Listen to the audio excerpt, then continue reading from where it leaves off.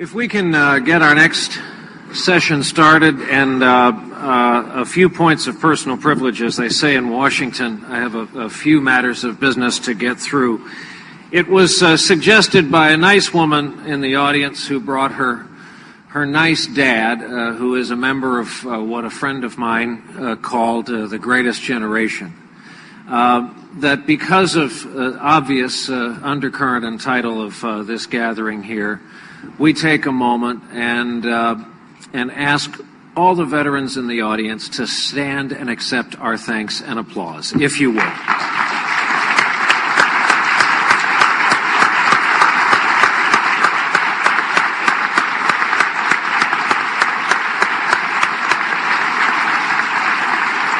Thank you.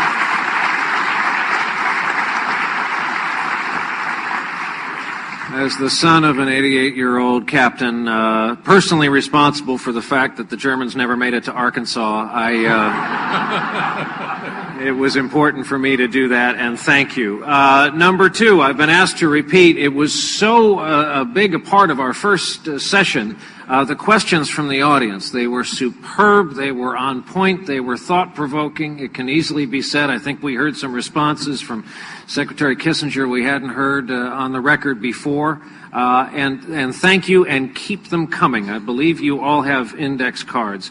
To my fellow journalists, I know there are glaring follow-up opportunities up here that I'm not taking advantage of. When it crosses the premium, our organizers tell me, is on getting through the number of questions and, as you know, keeping these things moving. When it crosses from glaring to egregious, I do jump in. But boy, that was a tough one for the first round. And finally, any panel on news media coverage in the Vietnam War would not be complete absent the participation and, at very minimum, the mention of David Halberstam. Were he not last night's keynoter, he would be up here with us today. He, of course, joins us today, David Halberstam.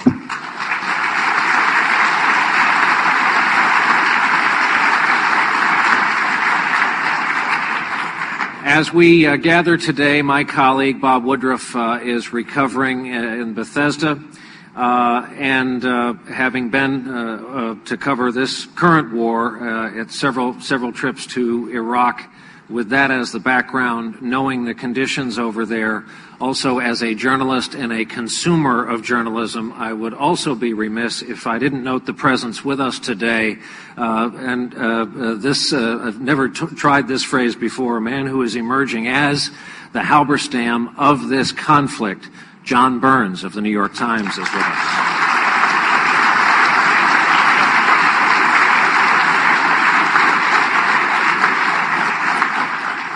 So with that, again, the warning that the bios of the people next to me are in your booklets. They're all known well to you, and I think what we should do for a first round is set the scene. Reporting today is quite different from the way it was done back in the Vietnam War. We mentioned catching rides on outgoing choppers. That still happens to a very few lucky ones in the Iraq conflict.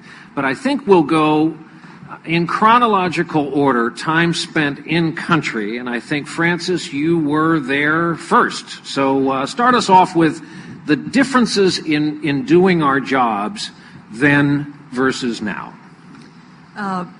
Vietnam, as you know, was the first televised war, and our first living room war, as Michael Arlen once put it. The televised reports gave the war an immediacy that all the documentaries from Korea and World War II couldn't give it. But when you say the word immediacy, and you consider what happens today versus then, it wasn't quite so immediate then. I mean, today we have satellite hookups, cell phones, emails, and so forth. Then television reporters used to have to send their film canisters out in bags. Put them on the helicopter, then get them on the airplane from Saigon to probably Hong Kong, the thing would take a very long time. You can talk about this better than I can. As for print reporters, we had to, the newspapers and news magazines had to go file by telex, a long walk down Tudo Street, usually at night after curfew.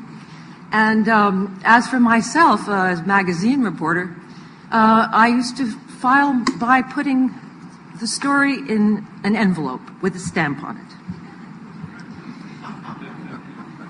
We had letterer 22s. We practically had trench coats, only it was too hot for them. We would have had them otherwise. But let me tell you, this distance from our editors wasn't so bad at all. They had a very tough time getting a hold of us when we didn't want them to get a hold of us. And there was no such thing as what my husband, Jim Sturbo, who's also a correspondent there, calls designer news, meaning news that's actually designed in New York or Washington or wherever by the editors. We hadn't heard of that then. It hadn't been invented yet. And for that, we were most grateful. I think that, well, two other points mainly. One was that, as is very different in Iraq today, Saigon was a safe place. It was almost always safe, except during the Tet Offensive. It was quite comfortable. There were good restaurants. There were colonial hotels, so forth and so on. So when you got back from a trip, grimy and sweaty and so on, it seemed, you know, a good life. There was a problem involved with that too, which is that the editors and distinguished columnists used to come to visit us quite a bit, and they would get their helicopter rides with generals, get briefings from the ambassador and so forth, and go away as instant experts, whereas we, of course, knew better.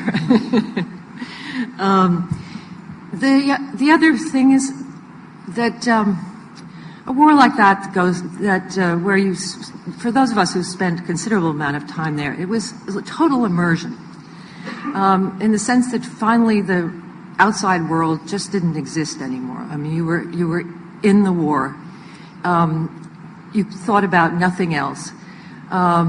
It was very hard to leave, and if you left and came back, you came back into a different war because it changed all the time.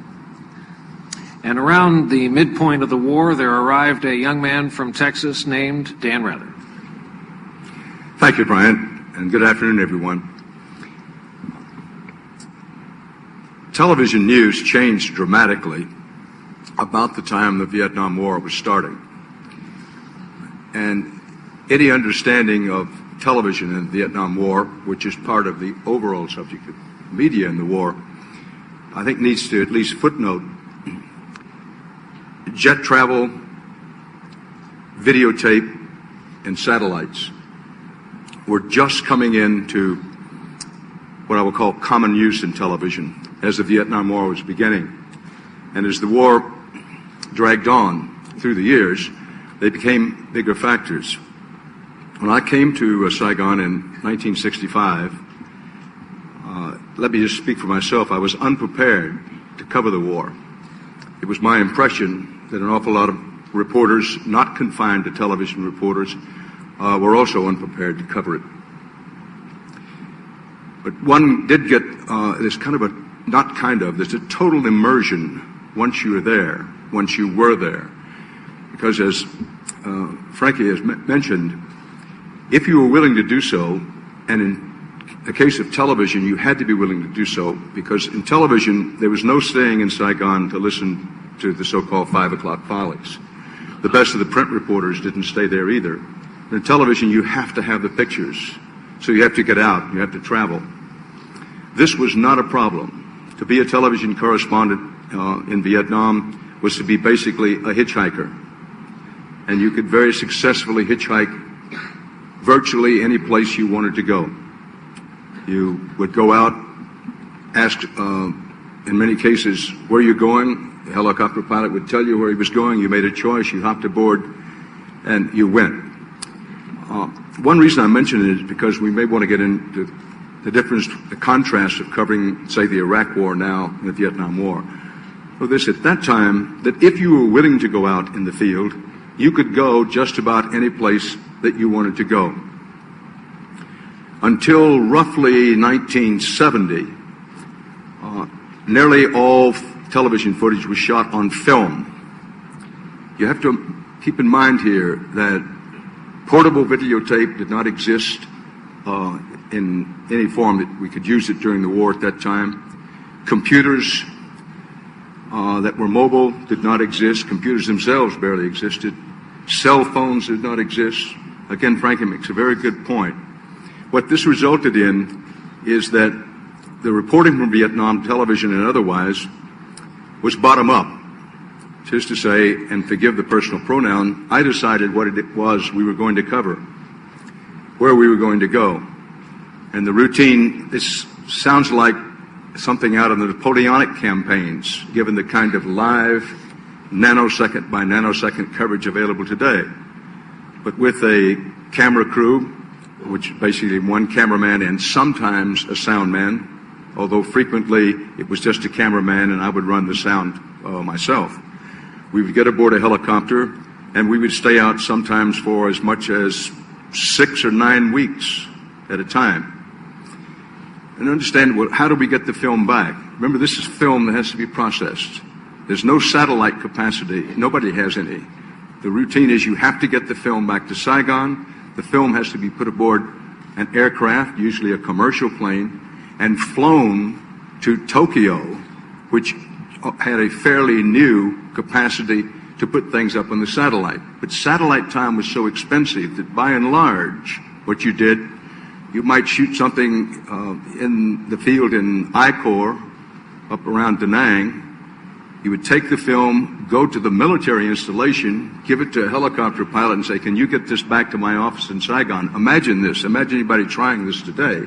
He would say, well, I can't guarantee we'll get there, but I'll do the best I can, Dan. And he would throw it in the back of the helicopter. And almost without exception, that film would eventually get to the CBS News office in the Caravel Hotel. And someone would say, thank you very much. And then it would be put aboard a commercial flight to go to Tokyo. And generally speaking, because satellite time was so expensive, the film then was shipped back to the States. It would fly into Chicago and then be transshipped from Chicago to New York. It always astonished me how very little footage we lost. But that was the system. That being the system, most of the things that people saw about the Vietnam War on television were at least 2, 3, 4 days old, and in many cases, a week or more. So when we talk about Vietnam being the first television war, and in many ways I think that's an apt description, although there was some television film in the Korean War, first television war, it's light years away from what you now know as television coverage of places such as Iraq, or for that matter, even Afghanistan. And the other point that I want to underscore is now we didn't have regular telephone service in our bureau.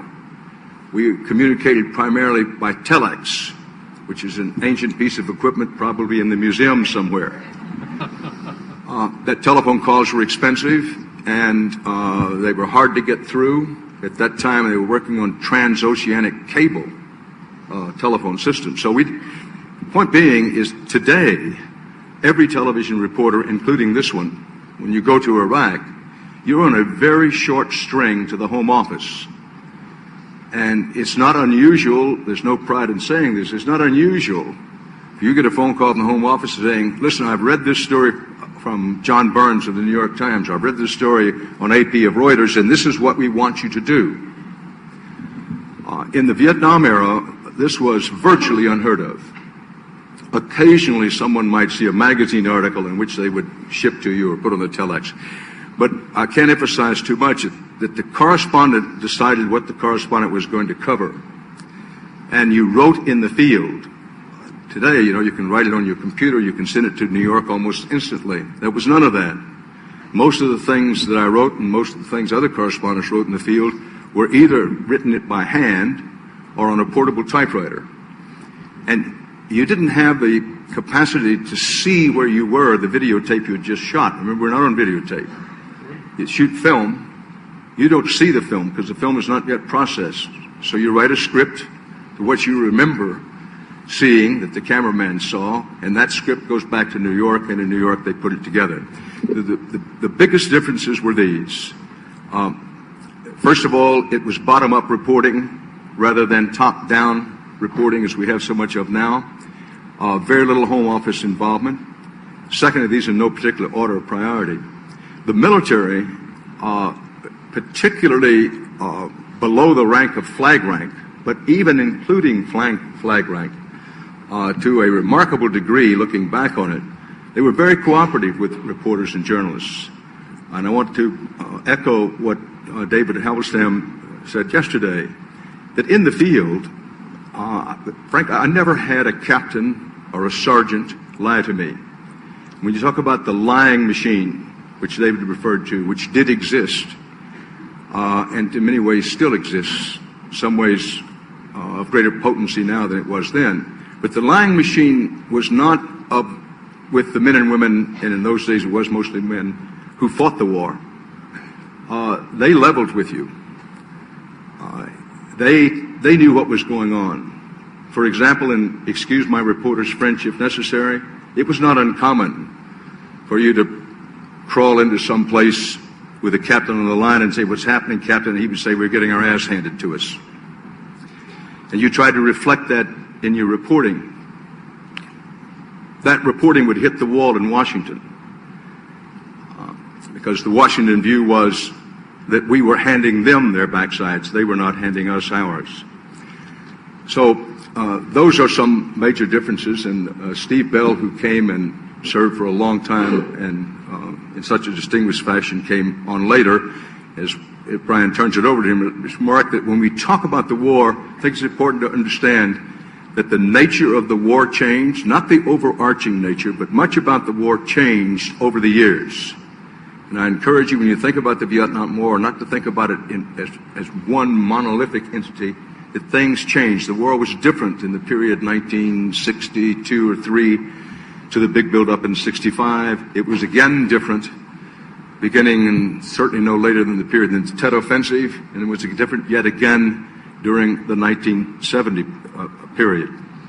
The other is that the U.S. Army that was in Vietnam in the period where I was there the longest, I was there for roughly almost a year, 1965 and 66, was a first-class army by anybody's definition. This was a great army. You say, well, if it was so great, why was it having so much difficulty? Well, we heard any number of people discuss that earlier on. But let me just go out on this, and I feel very strongly about this, that there's so much discussion of the Vietnam War, it's almost anybody associated with the war. Politicians, public servants at every level, people in the Army, people in the fighting forces. It may have been the wrong war, but the people who fought it went there for the right reason, and that is they left their country. And I think it's a great mistake, particularly for those who were not alive or of memory age at the time, or even those who were, whose memories got jaded by, and in some cases not jaded, were so emotionally influenced by the disaster the war turned out to be, to forget that those who fought it were there because we sent them there. They went there for the right reason. And the Army was a first-class army for a long period in Vietnam. It was the grinding nature of the war and what happened politically at home began to decimate the Army in very important ways. And again, Halberstam made an important point last night. Our country came out of the Korean War with a stronger army than we went into it with. We came out of the Vietnam War with an army that was only a shadow, a pale shadow of what it had been when the Vietnam War started. Thank you.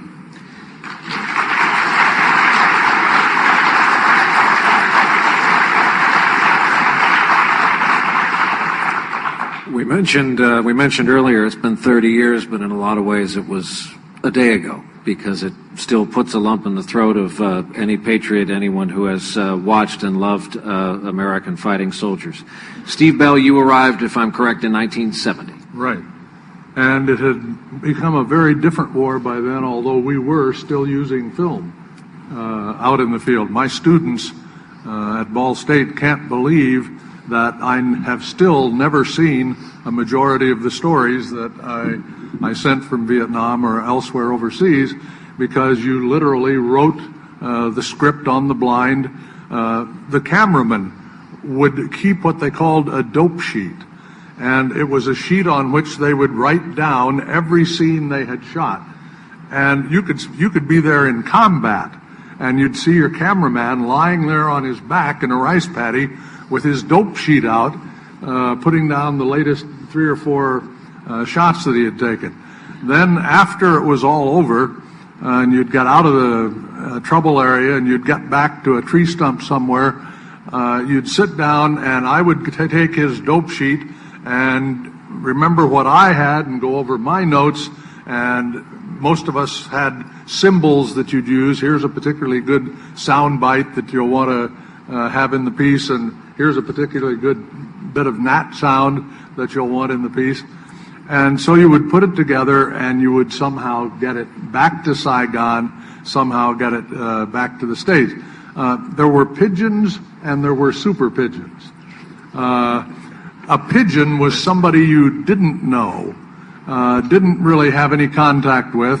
Let's say that you've just flown in by helicopter from the field to Saigon, and here's the Air France plane, the last plane of the evening out of Saigon, headed for Hong Kong.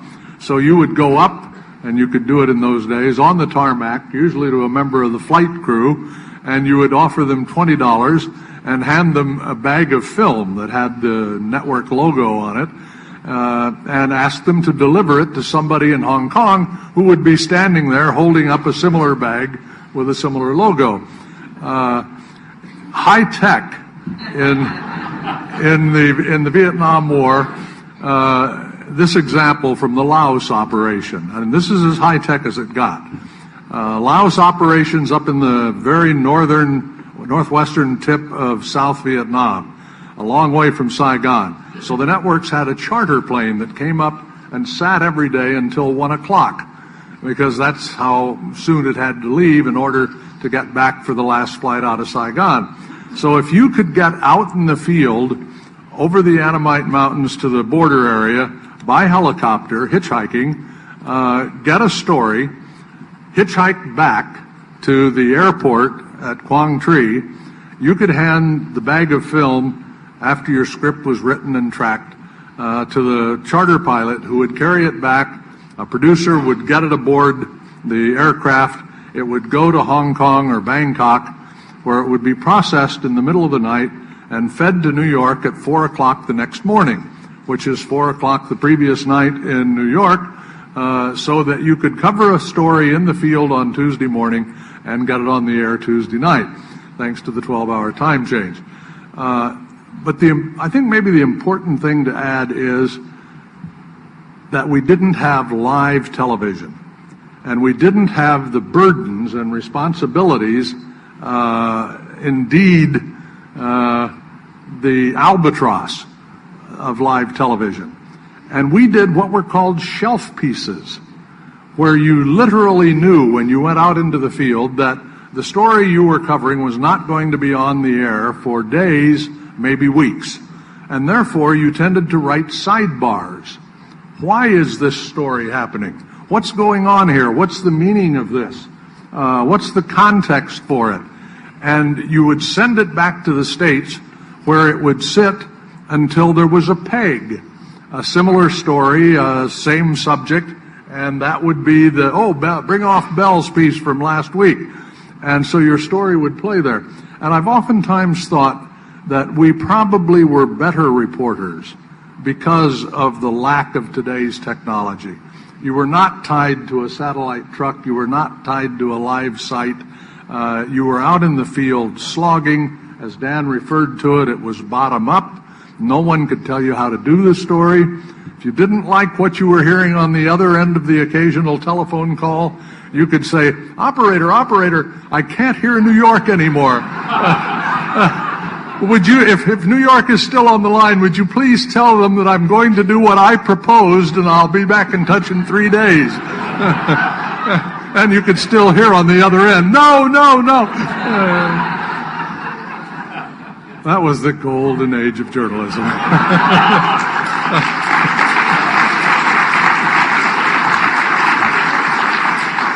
By the way, if one of you had not declared yourself a better reporter, I would have asked for my money back today.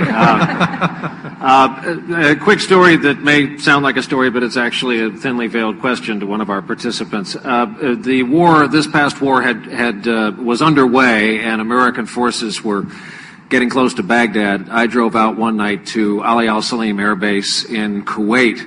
I was a unilateral. It said so on my press pass, as opposed to being embedded, like my late colleague David Bloom was, who did such historic reporting at the other end of our modern spectrum, talking as he was going 45 miles an hour across the battlefield. Just remarkable television journalism.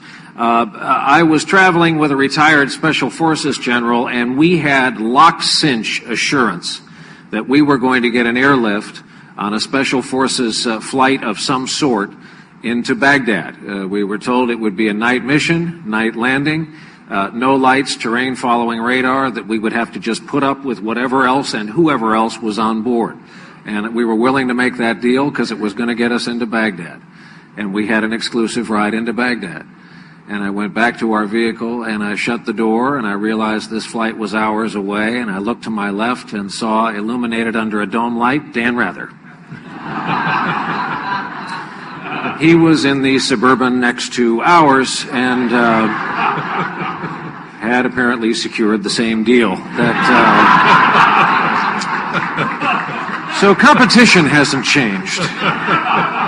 As it turns out, the C-130 never materialized. He went by land, I went by air. We got there approximately the same time. That is to say, this embedding versus unilateral. And Dan, we'll start with you. Is it not true that you were de facto embedded when with a unit, the understanding was, look, kid, we can't guarantee your safety, but stay with us and stay down and don't do anything stupid? Was that era's version of embedding? Yes. I think that, in fact, I'm sure that the Pentagon would argue with this, but basically, in a broad general way, that all reporters are embedded now. It's certainly true that there are differences of being officially embedded, but it's critical to understand, and we talk about the difference between the coverage of the Iraq War today and the Vietnam War, that it's virtually impossible to move from unit to unit, place to place in Iraq, even if you're willing to take the risks, and there are tremendous risks, greater in Iraq than in Vietnam. But even if you're willing to take the risk, it's just the control is so much greater on reporters now. That's by design. That there's almost no comparison with Vietnam. In Vietnam, you could go any place that you felt big enough to go, that you wanted to go. You could get in there, you could get out, people would talk to you. They were not under any strict order, in fact, any orders at all, not to talk to reporters. The policy in Vietnam, for better or for worse, the military argued for worse, was to talk to reporters. But the answer to your question is yes, that in one way or another, nearly every reporter now is an embed of sorts. Now, it is certainly true that if you're very determined and very lucky, we're talking now about television reporters, to remember you have to have a crew with you. It's somewhat different for print reporters, but not a lot, I think. That you can, with great determination, some luck and God's grace, perhaps move out of Baghdad and go to Fallujah and a place, but it's extremely difficult. Basically, the embed program, which was an improvement over what we had in Gulf War I, is not to be compared to the kind of freedom that reporters had during the Vietnam War. There's absolutely no comparison. Steve, go ahead. By the 70s, you oftentimes had military escort officers who were trying to travel with you. Sometimes there were lots of times when you were still out in the field and you were hitchhiking and you were alone. But especially as the problems of morale and drug use and fragging became stories of the day, and the military people knew you were coming up to the 101st Airborne or wherever you were going, and so you had a minder that was there and trying their best, on the one hand to be helpful, on the other hand to make sure that the story that left the AO was not going to get them a rocket from DOD, which was their ultimate fear by that stage of the war. And for instance, we had a game. We had one American cameraman at ABC's bureau. The others were all Asians. And so I would take him with me when I knew I was going to do a story where I was trying to get what was really going on with the grunts and get around the IOs. And so I would send Tony off in the evening to be with the grunts and do what grunts did in those days, and I would go off with the information officer and spend the evening, and the next day when we got back together, I would have Tony select my interviews for me, and that was the way you had to try and cover that kind of a story. So there was a degree of military control that you oftentimes didn't have. The Laos operation, a big operation like that with so many helicopters coming and going, we literally were free. The military had no idea where we were. But oftentimes, sometimes you needed their help to get where you wanted to go, and you had to arrange it ahead of time. And there was no interference to speak of. It was logistical help. But there were other times when there was oversight, but it all boiled down to personal relationships. It's just like reporting anything else. I've heard so much about if you're embedded, you're in bed with. Well, come on. You have political reporters who go out covering candidates every 4 years and live day and night with the staffs and the other reporters that are involved, and they still cover what they need to cover if they're good journalists.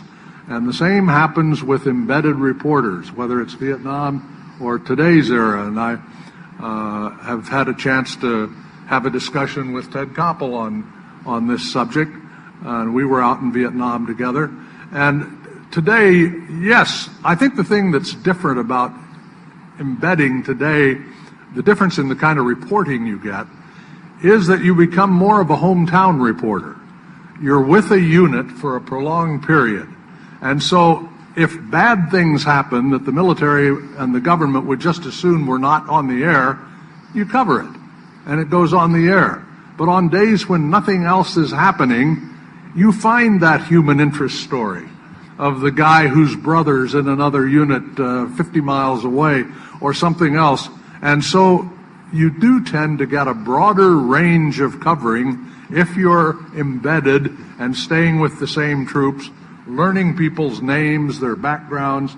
You're more like a hometown reporter than like the run and gun, in and out reporting that is so often typical of the networks. Frances, I want to get you on the record on this embedding. I flew back from the war via Cairo with a New York Times reporter who said, look, I'm going home because I started to love the life. I'm a father of two from Montclair, New Jersey, and I started to love the life of this unit. There's no question but that some of the journalism from the embedded journalists was just fantastic. You know, I'm thinking of Rick Atkinson and Michael Kelly's piece on the cigar-chomping Rock Marcone and the Karbala Gap. Do you have concerns about a kind of Stockholm syndrome and contrast it to your experience in Vietnam? Well, sure I do, but for me it's a bit abstract, and because the fact is that I didn't do much combat reporting when I was in Vietnam. My interest was in the Vietnamese, and I tended to stay away from large American units because that made my life more difficult, honestly. So whatever I would say about being embedded or not is just, from a viewer's perspective. But it does seem to me that that if you really want to try and understand where you are, that you must be able to get out of the unit. You must be able to go behind it to see what happened after a battle. If you're lucky, you get there ahead of time. But you must be able to get out into the society in which you are. And this is what the embedding really prevents. I've got a question here about the 5 o'clock follies. And for any of you who were there when the briefers were confronted with the reality in the field, this question has to do with how did they react, and any of you can take it. Well, they stayed on message, which is everybody understood, the journalists understood, that the briefer was doing what he was told to do. And there's been a lot said and much written about the hostile attitudes that developed with the press and the briefers in Saigon. But just to cut through, there may have been exceptions, but if so, I know of none, that anyone who stayed in Saigon and depended on the 5 o'clock follies to find out what was going on was, in my judgment, foolish. Usually they did not, they lost the respect of their peers very quickly. And part of what happened, it may be worth mentioning, the business of the differences between the journalists who were covering the war and those in Washington who were trying to mold public opinion. Is I remember first going, when I first arrived in Saigon, I was told you should go by the 5 o'clock follies just to see what they're like. And one glance told you immediately what they were like, and it was part of what David Halberstam has called the lying machine. That what would happen with reporters happened with this one, happened with every reporter worthy of the name that I know. You went out in the field, you spent time, yes, up close and personal with combat units. And you come back to Saigon and you say, what are they saying at the 5 o'clock follies? It was in such direct contrast, so directly opposed to what you knew was happening, and for that matter, what everybody who was actually fighting the war knew what was happening. There did grow a disdain for the 5 o'clock follies, even greater disdain for what was being said in Washington. A quick anecdote and then we'll move on, but when I came back from Vietnam the first time I was there, I'd been the White House correspondent before I went and was shifted to London and wound up in Vietnam. But when I came back, I was a White House correspondent, and I was selected for a special briefing in the bowels of the White House in the National Security Council room by a very high-ranking member of the Johnson administration, who had a presentation, and he had the map. He pointed to a place on the map where I'd actually been, which was on the Cambodian border. It later became known as the Hook. That was much later. But I'd been there with American combat units, and it was as much of Vietnam was, it was a green jungle hell, and it was in a low area. And the point being, it was muddy, terrifically muddy. And anyway, the briefer was talking about, he said, we're having very effective operations in this area. We're using our armor. And I'm saying to myself, armor? So far as I could make out, there wasn't any armor within 50 or 75 miles of the place. And if it had been, it would have been bogged down in these tremendous bogs and muds. And I said something. I said, I was in that area recently, and it must be some mistake because there's no armor in there. And he looked at me with the coldest eyes and said, well, you just don't know what you're talking about. Now, a great deal of the difficulty with the press and those who were trying to manipulate public opinion at the time can be encapsulated in that. Journalists went out, you saw what was happening, the soldiers who were fighting the war told you what was happening, and you came back and you got a load of what was mostly fantasy. And one definition of a reporter is one who tries to separate brass tacks from bullshit. And if you went into the field, you knew what the brass tacks were, and you knew what the other was as well. You'll leave here today with your own ratherisms to repeat to your friends. And we've already had two. This is fantastic. Frances and then Steve. Talk to this point. Dan and I were talking yesterday about this, but about the main problem being in Washington. Well, let me preface this by saying, there are a lot of people at the time in the 70s and 80s who were saying the press is losing the war or the press has lost the war for us because all they do is report the bad news and so forth. And they're turning the American public against the war, and that's what's losing the war. On the other hand, there's always been a tendency to make the press or the media into these heroes who simply destroyed the lying machine and who, by their intrepid reporting, stopped the war. I think neither one is the case, and it's not because there weren't wonderful reporters in Vietnam. There were, and brave ones and ones that went into the field. But the problem really lay in Washington, where this machine had an extremely loud voice, and one which carried often into the editorial rooms of the newspapers, the news magazines, television studios, and so forth. Given a choice between authoritative sources in Washington and the almost necessarily anecdotal stories of reporters in the field, the editor or publisher might well choose the authoritative sources. But even if they didn't, it was seen as a necessity on the part of all the news media to nonetheless cover what the White House or the Pentagon was saying at the time. And even the 5 o'clock follies had to be reported by AP and UPI, and it would turn up in the New York Times certainly at least once a week, usually Mondays, because soldiers were tended to take vacations over the weekend like everybody else, and so did the reporters. So that would be the Monday story. But the point is that this voice was omnipresent, and on the whole, I think that it won up until there were crises in which it didn't. Obviously, the fall of the Siem regime, the Tet Offensive, and so on, where the realities of the war just broke through.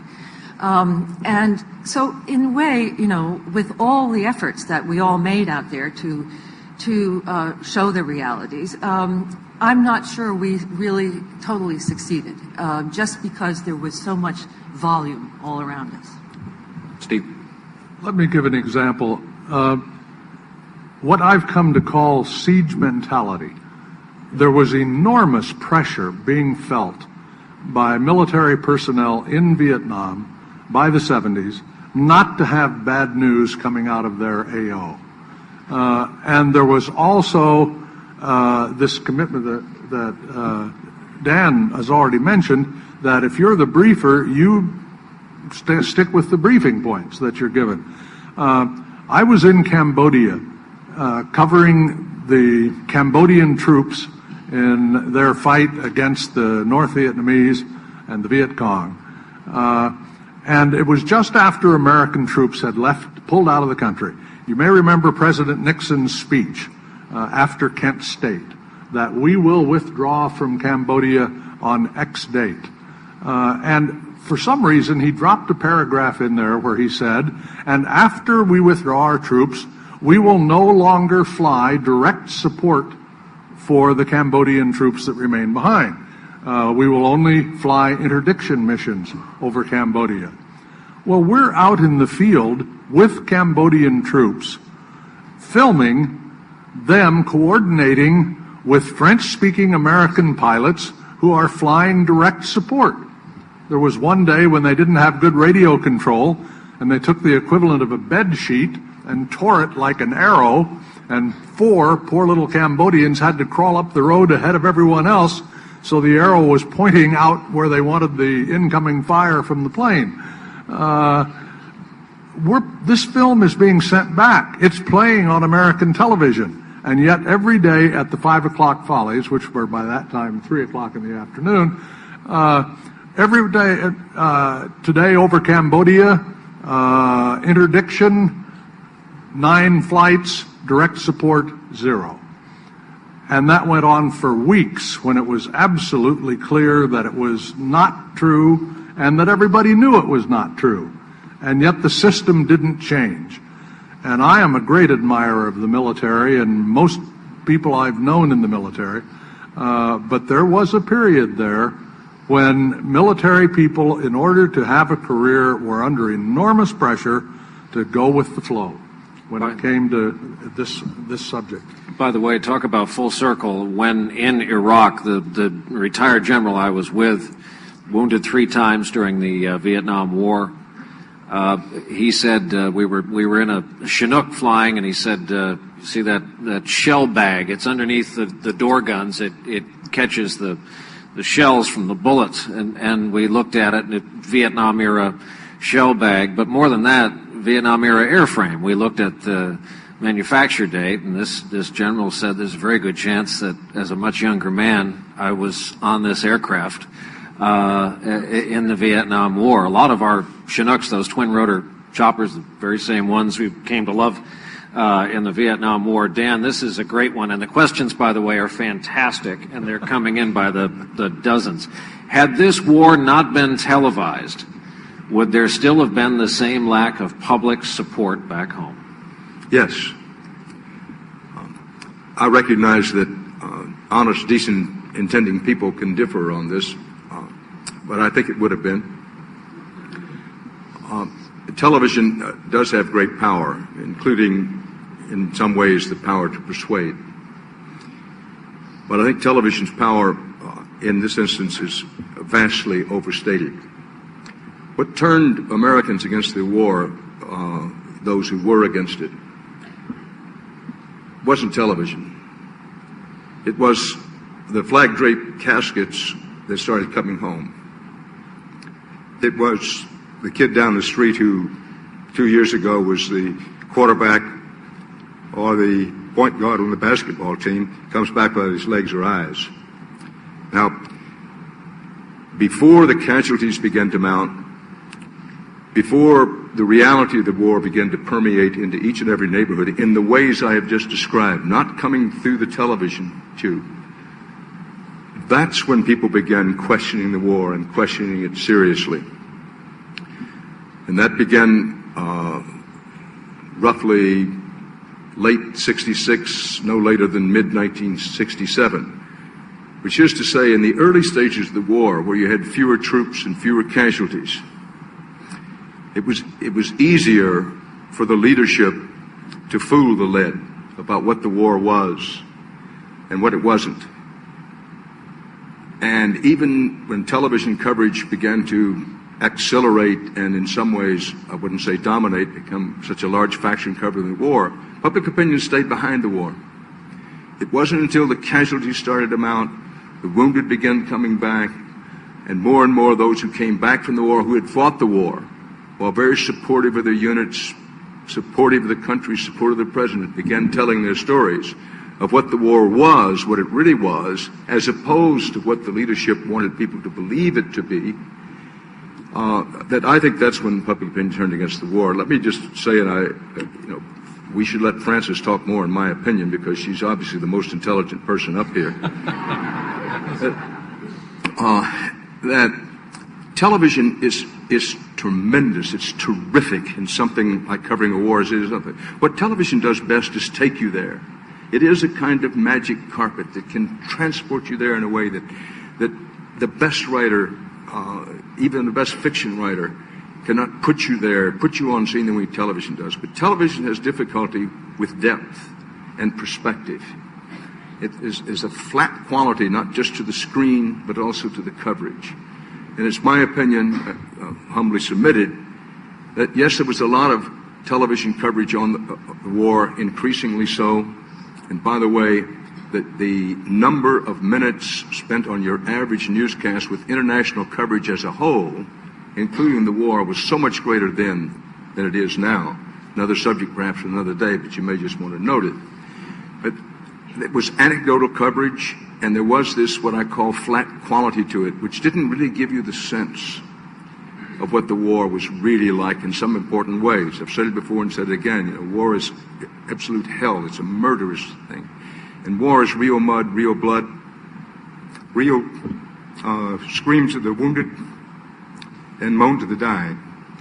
You don't get that quality coming off the television screen. Where you get that is where you attend the funeral of the kid who comes back in a casket, or where you start talking to that lad I described before.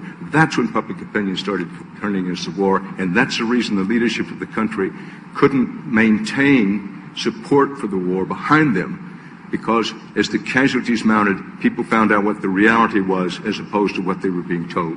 And Francis, I suppose we're forgetting, it strikes me, 4 or more things. Time, Newsweek, Life, and Look. Color is color. Moving pictures are impactful, yes, but when those magazines arrived, as Henry Luce liked to have it, in American homes, as they did in great numbers during the 60s, this was a conflict in color, and that was red American blood people were seeing. It certainly was, and I do think that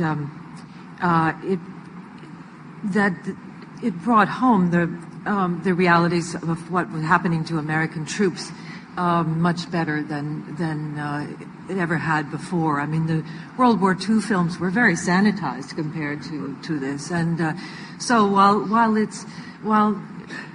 Dan is right to admit to this flat quality, there nonetheless was the television correspondents were able to show the horrors that were going on in the battlefields the issue I wanted to bring up was just sort of to the side of this one, which is that, and this was true not just of television correspondents, but of print correspondents as well, and those people who were doing the color in Time and Newsweek and so forth. That there was totally understandable pressures on them to spend a great deal of time with American combat troops. That's what the American public wanted to see and hear. They wanted to know what was happening to their troops, of course. There was also, on the other side of it, a sense that American troops were so powerful. I mean, here are the mightiest army in the world coming into a small, poor country, fighting in guerrilla army with, relatively small armaments. And so it came to seem, for both reasons, both because there was such a lot of coverage of American troops, and because it was always from the perspective, necessarily, of somebody standing behind American troops filming out, that it was the American troops had the war to win or lose themselves. And to me, this is the great fallacy of the whole war. I mean, it was a political war. It was a war for the hearts and minds of the Vietnamese, as American officials often used to say, but they couldn't do very much about it. In fact, nothing about it. But that's where, American troops did not lose that war. It was lost because there was never any political alternative to the Vietnamese communists, and so when you were there in the 70s, the South was almost so-called pacified. I mean, you could drive around in most places, and I did, in buses and taxis all over the place, but it didn't make any real difference to the outcome. The outcome was always going to be the way it was, and the French found this out as well. And it's a terrible thing to say. This is really the hardest thing to say, which is that that for all their sacrifices, the American troops were almost finally irrelevant to it. And we didn't see this. We couldn't see that at the time. It was too hard to film. Steve. If I could go back to the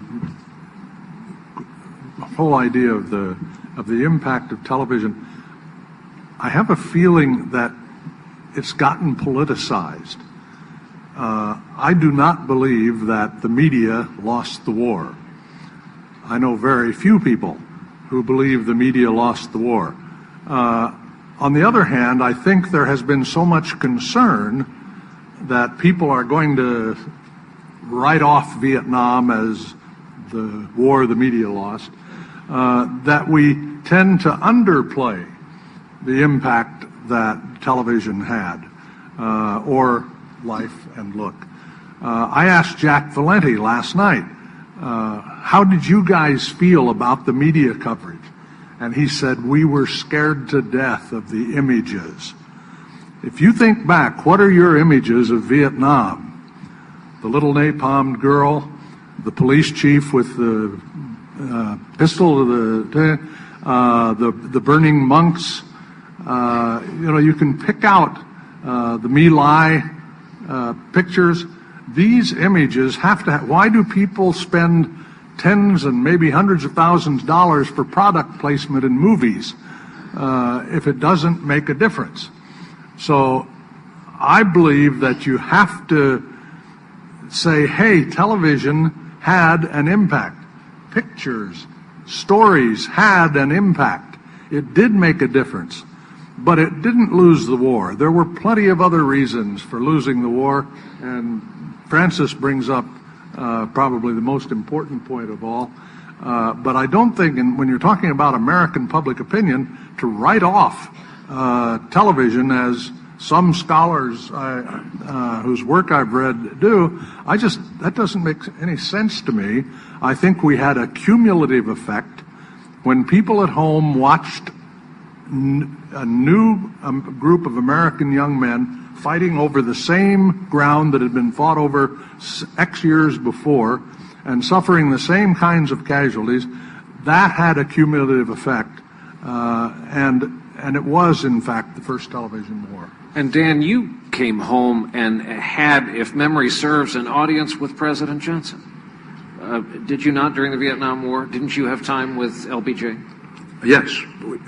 Nearly every reporter who covered the White House had a lot of time with President Johnson. Did you speak, as they say, truth to power on this subject? Yes. I tried to speak truth to power, which vastly overstates it, particularly when I first came back. He asked to see me. I mean that in no self-serving way, but he asked to see me, and I saw him, and he asked a few questions.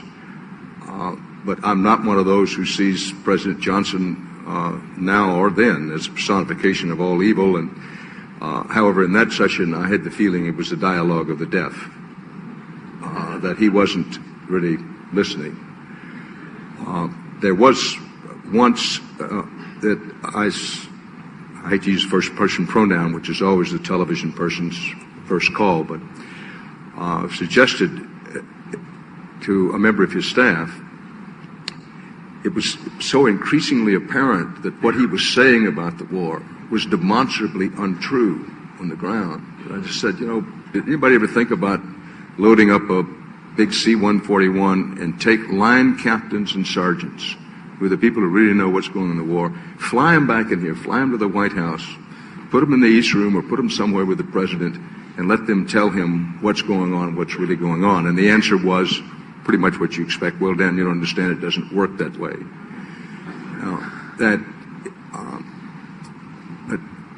We saw President Johnson often and interviewed him often, and I think go back to the record, he was asked a lot of the right questions, not by me so much, but by people. He was asked a lot of the right questions. But my late father-in-law once had a sign up in his den that said, don't bother me with the facts, I've already got my mind made up. And in some ways, that's pretty much where President Johnson was particularly in the period 1966 to when he left office. He was tormented about it, and to be in this building and Kennedy Library, there's still, in my judgment, a lot of work to be done on what President Johnson wanted to do, what the effect of the Kennedy assassination had on him and his decisions having to do with the war. There's been a great deal written about that. But there's no question that it wasn't the only thing in his mind, but there's no question that he felt strongly that this was something that President Kennedy had felt strongly about, making the commitment to stop communism, quote unquote, there, and that as the unelected successor to President Kennedy, as he was before the election in 1964, that he felt an obligation to carry that forward. And make no mistake, he was agonized about it, that he went through very dark periods, again, particularly after about the middle of 1966. He began to have very dark periods about the war. It was my impression that he knew somewhere down in his id that the war was going not just badly, but extremely badly. But he just couldn't figure out what the hell to do about it. Frances Fitzgerald, a question for you. Here it is. Any comments on Jane Fonda's visit to Hanoi and how it was covered? It was a mistake. No, not the visit to Hanoi, but getting photographs on that artillery piece. That was definitely a terrible mistake. And, I think that in retrospect, I didn't think so at the time, that a lot of the anti-war movement did not help persuade the country to be against the war. I mean, I think that, in a way, there's a sociologist who's done a whole study on this, actually, but a lot of it just got people's backs up. But people were so outraged because they were by this lying machine and by the deaths of so many American troops that it was hard to control one's anger. There was so much anger around that in a way, to criticize the anti-war movement seems sort of stupid next to what the kind of horrors that went on in Vietnam. We have yet to talk about the things that we reporters didn't cover so well, but certainly one of them was the extraordinary extent of this techno war and the amount of casualties it created. And I think that Americans, perhaps because of our fault in this, didn't quite get it. I think some of the anti-war people did get it, and that made them angry. One of the things you'll be reading about in the next few days, the new book by Michael Gordon of the New York Times and General Bernard Traynor, kind of an investigation of the Iraq War thus far. In it, there's a lot in it, and one of the things is the name publicly revealed for the first time of a computer program designed for all the right reasons to try to figure out if the U.S. drops a piece of ordnance on a target in Baghdad, what the civilian casualties would be. It's a risk avoidance tool. It's known as in the trade as bug splat. That's the term of art for this software. To decide radius of blast. And it's an interesting book. Tim Russert is going to debut the authors on Meet the Press, and then we will do it on NBC Nightly News next week. So many questions here. Dan Rather, this is a big one, and I'll ask it of all of you. When did you realize the war was lost?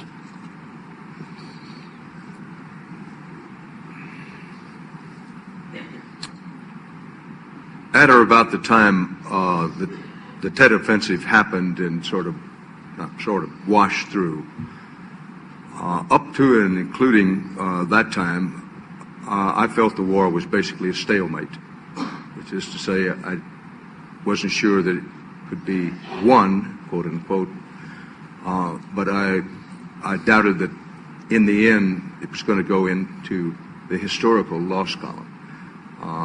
After the Tet Offensive, I began to think in those terms. But let me say, when one talks about, when you ask, when did you think the war was lost, that one of the great difficulties of the Vietnam War for journalists covering it, for those who fought it, and I think for the public at large, and it may be worth taking into consideration now, is that we know in a country such as ours that there has to be a high degree of communicable trust between the leadership and the led. And that got broken during the Vietnam War, partly because no one, including the president, could answer the question, for what? When do we know that we have won? What is the definition of win? The troops would ask this constantly. So when you say, when did you realize that the war was going to be lost, it was always in the back of your head was, what is this about? When do we know it's going to be won? We knew in World War II, unconditional surrender, when the Japanese and the Germans signed an unconditional. Nobody ever said that to the Vietnam War. There are echoes of that with Iraq now, without wanting to get into political discussion of the war. Insofar as the current leadership has difficulty with the lead, I think it's in somewhat the same area of, well, how do we know when we've won? This is for what? So when you talk about won and lost, I think it's in that context. And there's also the Cronkite moment. Do you think that has taken on too much significance? There's two subsets to this question, it seems to me. Number one, why is the popular perception that the Tet Offensive was a sweeping defeat for American forces? And number two, have we romanticized and made too much of the fact that, in quotes, Cronkite turns against the war, the famous quote from LBJ that if I've lost him, I've lost middle America? Well, Brian, I think you know me well enough to know that you never have heard and you're not going to hear any criticism of Walter Cronkite out of my mouth. That makes two of now us. Or ever. That makes two of but us. going beyond that, so I'm a bad one to ask in that sense. But no, I don't think so. I don't think it's been too romanticized. I don't think too much has been made of it. That it is true that from a narrow military definition, battlefield definition, Tet was, if you like, and I always want to put it in quotation marks, a defeat for the military forces. But this was, as frankly as it was a political war from the beginning, and on the war has many aspects.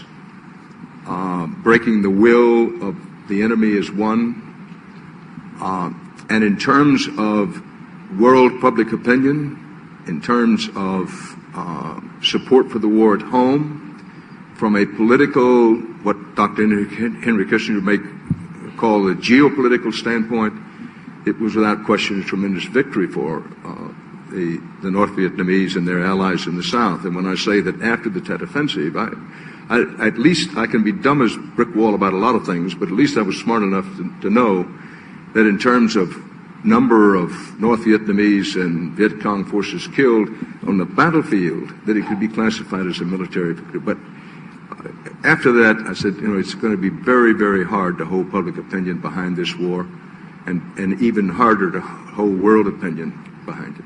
We'll pose the same question about Tet to Messrs. Clark, Peterson, and Hagel, who I see have arrived. Frances, I know the clues are embedded throughout Fire in the Lake, but your answer to the question, when did you know the war was lost, if it's answerable?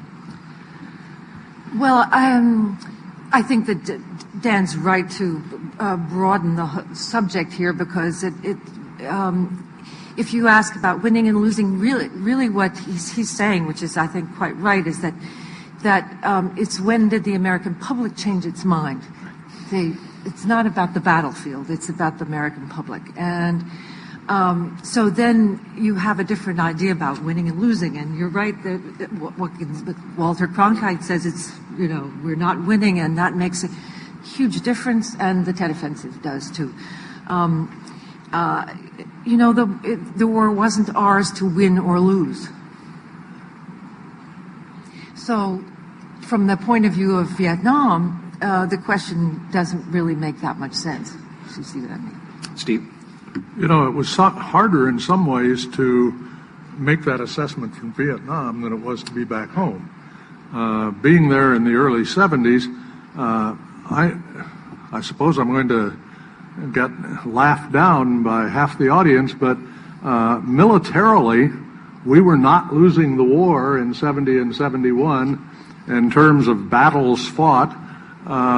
You didn't see it in Vietnam. The Laos operation certainly had a major impact on my thinking about the war.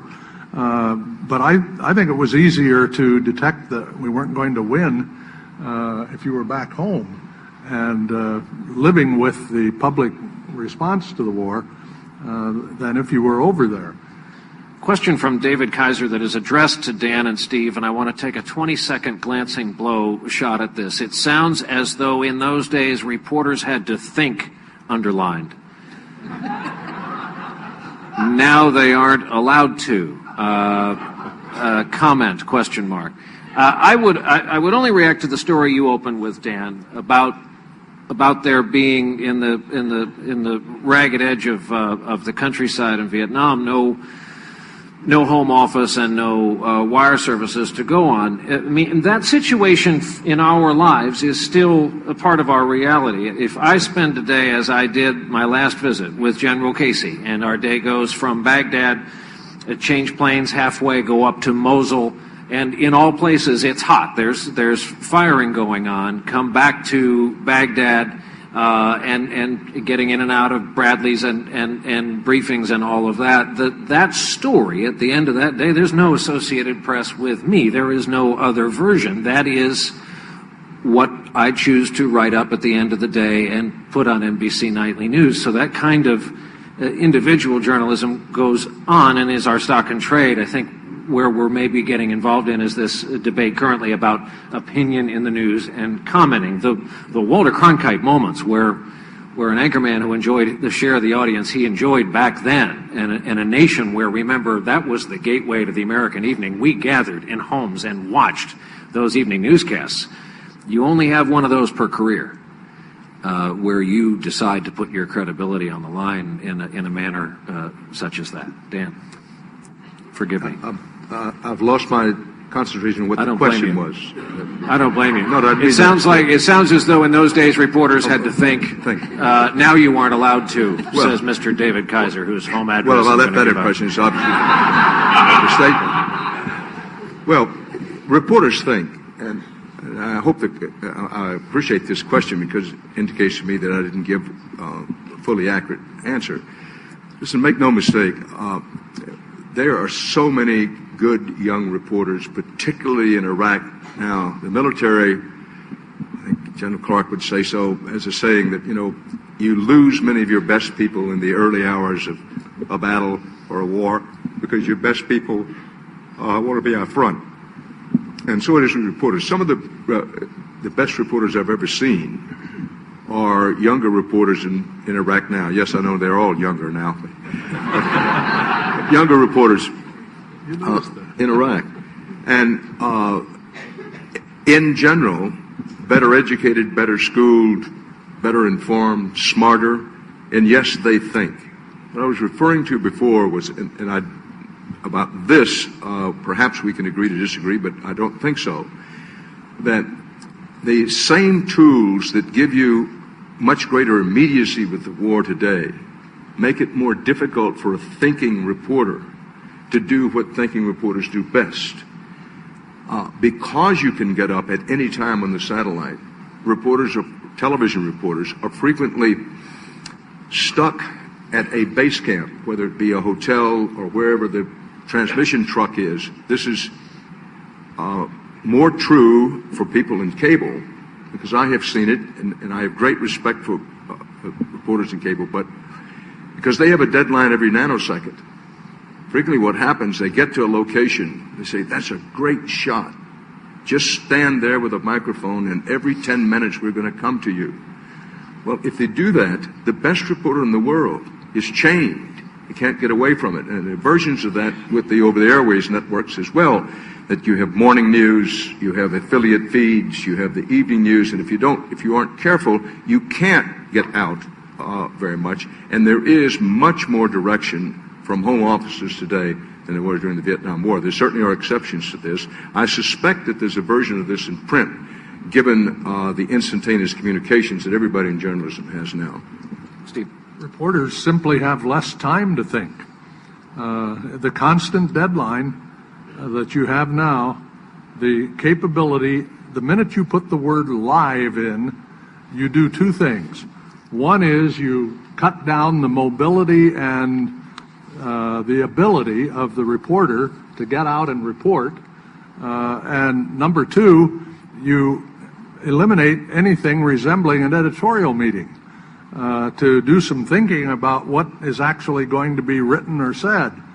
You constantly are under this enormous pressure to get more information out as fast as you can, and that has to undercut the ability to give the amount of time you wish you could give to the subject matter. Frances Fitzgerald, Secretary Haig said earlier today, in no uncertain terms, he believes, as do many, the war could have been won with a different mindset in the United States. Do you share that belief?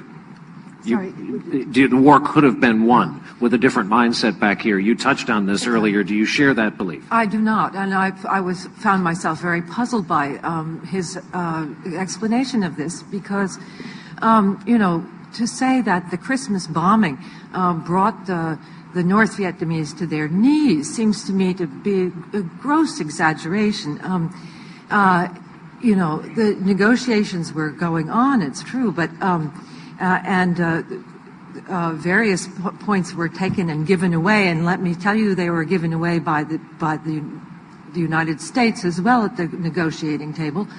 But the idea that the North Vietnamese army was any greater or lesser as a result of the Christmas bombing seems to me to be an extraordinary idea.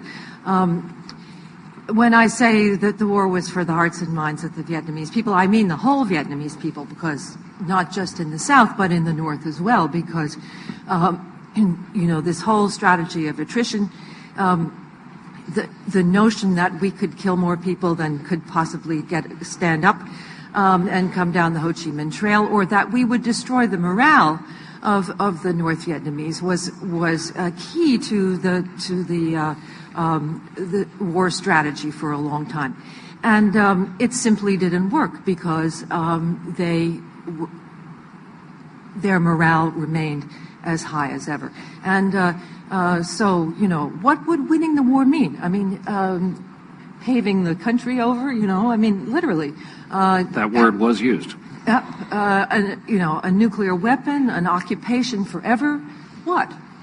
Right, if I may, here, it may be worth noting that a rough form of this debate is alive and well with the U.S. military to this day, which is, let me set the Christmas bombing aside and the particular period to which Dr. Kissinger was referring aside, that many of the people who fought the Vietnam War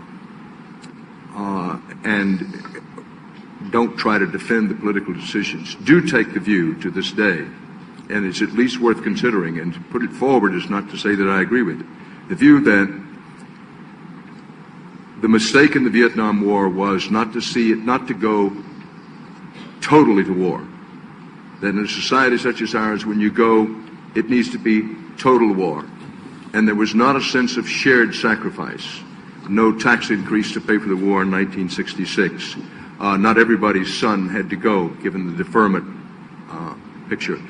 That there is, and there continues to be, resonance and echo the question that if we were going to go to war in Vietnam, it should have been total, complete mobilization of the country, make it the number one priority, and press it. And if we had done that, the Vietnam War might have been, quote, won. Now, you hear echoes of it today with, it became known as incrementalism, is what I've heard military people refer to it as. Listen, it's my understanding that General Secretary of State Powell was a great believer, never again should we go with incrementalism with war. Now, where you hear echoes of it today is there are many people in the military who say, listen, we're making the same mistake that we made with the Vietnam War, is if we're going to go, it needed to be total war for total victory, and instead what we've done is engage in incrementalism. Now, to lay out the outlines of that debate is not to say that I agree with it or tell you where I come out on it, but I think it is a frame of reference that may be worth considering. I just received, I thought of something earlier. I should have gone with my gut, and I've just received the second request from the audience to do something. It'll require the permission of this panel and one man in the audience. John Burns, it seems to me you've told the story of this war currently underway, the elephant in this room as we talk about Vietnam, in such superb terms. If you wouldn't mind coming here for he's just back from Baghdad. He's here to talk to Neiman Fellows. Could I ask you 5 minutes? Tell us what it's like on the ground.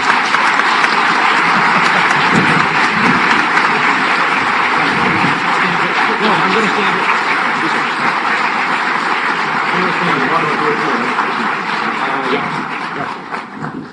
here. As I say, it's not often you get someone of this caliber to visit us, so thank you to my fellow panelists. John, I think we'd love a after-action report, as our military friends say, on what the situation is now and any wisdom you have to tie it into the subject at hand.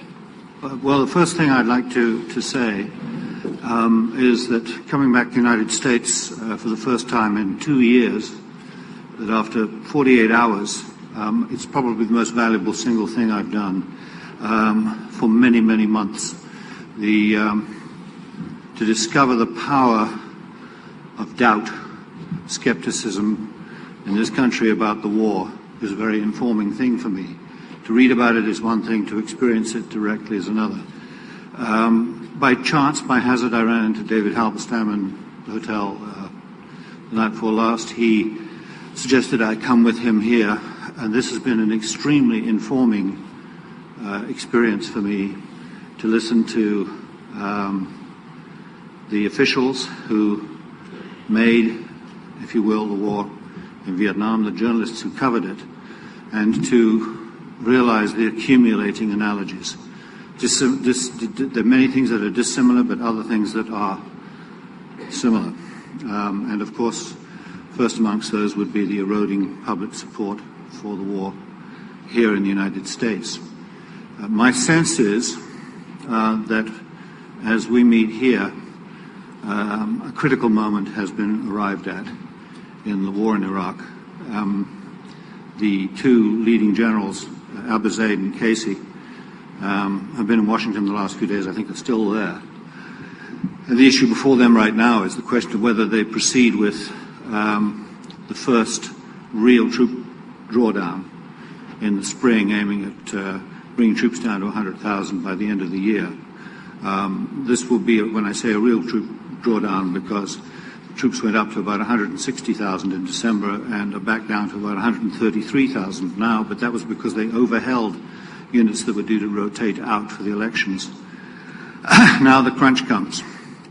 As you know, this moment has arrived just in the wake of probably the most single important attack of the entire war on the Samarra Mosque 2 weeks ago, maybe 3 weeks ago now, which exposed, as almost nothing else has done in this war, just how wide the political divide in Iraq is.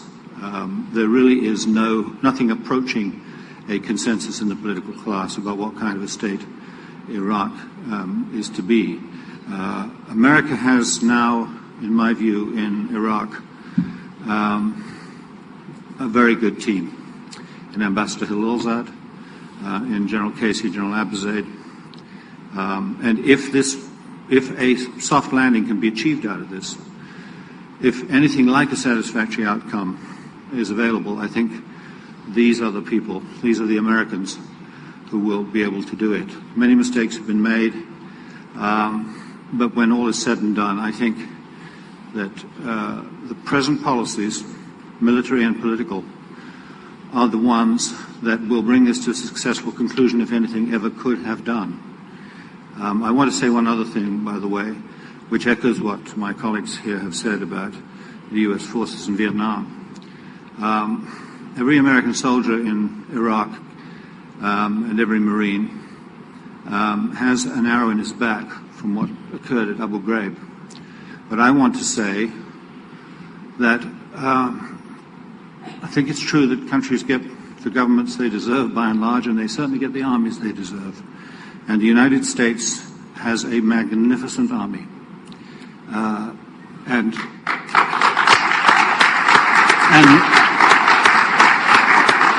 Marine Corps.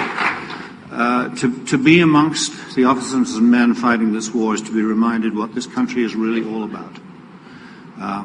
To be sure, mistakes have been made and are still made. To be sure, there is perhaps too high a reliance on high technology weaponry. But this citizens' army that the United States sends overseas, to be among them is to know that these people do understand the mission, do have a real belief in what they are there to do. And it is not to steal the oil, and it's not to save Israel from a nuclear-armed Iraq. It is, I think, in the hearts and minds of those soldiers, it is to create something like a civil society in Iraq.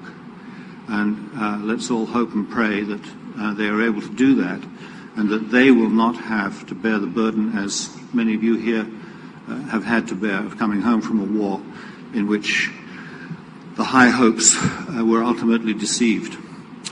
Well, how it will come out, I was one of those people who believed strongly that if Saddam Hussein could be removed at an acceptably low cost in terms of loss of life both to the Iraqi people and to the coalition forces, it would be an unmitigated good for Iraq.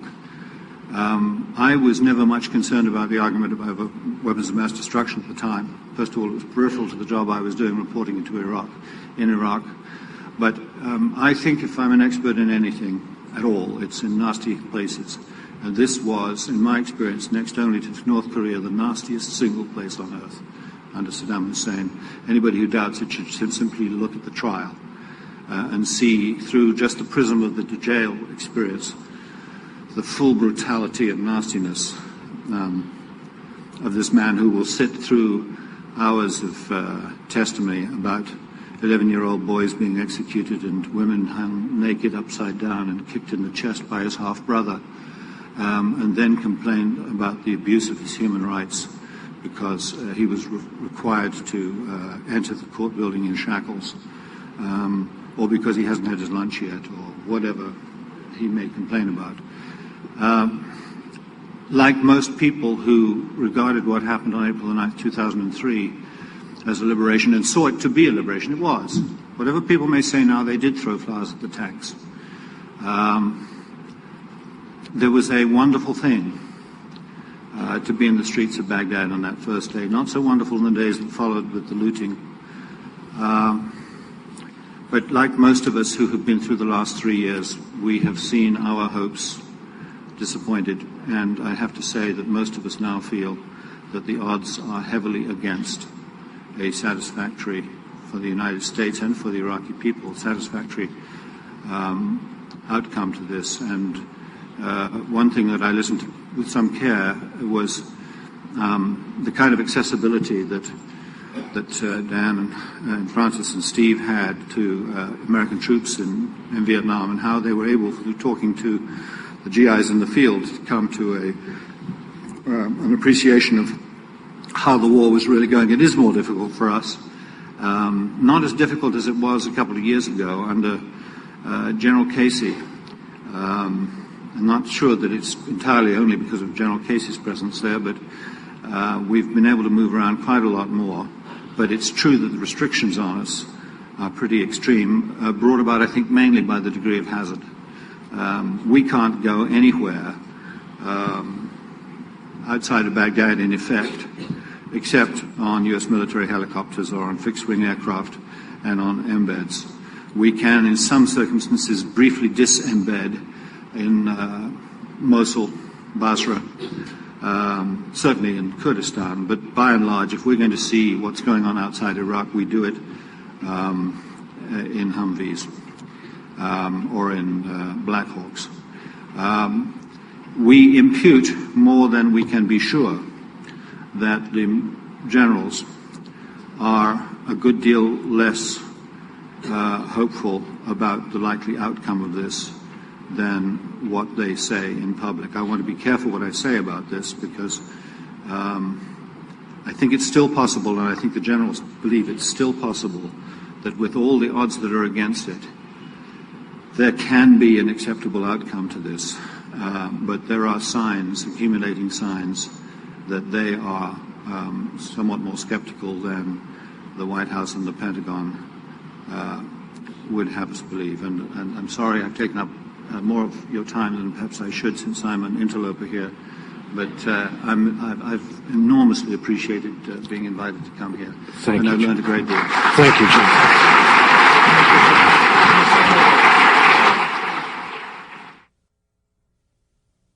Here we are. It strikes me, listening to John, a superb United States fighting force, and I've had the great good fortune to be with so many of them in this war, learning how to deal with an insurgency, not the plan they had going in. Your comments. Well, I wish I had something wise and profound to say. I don't. It does occur to me to suggest, for whatever anything it may be worth, and thinking about Vietnam as we've done today, go back over some of it, and then be brought right up to the present moment by the incomparable John Burns, that Oscar Wilde once said in another context, but based on my limited experience, it applies especially to wars, times of war, that the truth is rarely pure and never simple. So it was with Vietnam, so it is with Iraq now, in my humble opinion. Frances. It's a hard act to follow, Dan. I guess I would like to leave on a note of some optimism about the press, which is our subject here, and that is, one of what I think we came ill-prepared for in Vietnam and really never learned until perhaps the last moment, was how important Vietnamese history and culture were to the war. Essential, and yet we didn't get it. We were there, most of us, for 1 or 2 years at a time. Nobody was educated in advance about this. Nobody spoke the language, so forth and so on. I think we're getting better at that now. I think that that was there was a total blinder there, a blind notion that American power could do anything. It seems to me that in the Iraq War, and certainly in the Yugoslav wars that have preceded it, that reporters are paying much more attention to local history and culture. I mean, we knew immediately from the television reporters what the meaning of that mosque in Samara was.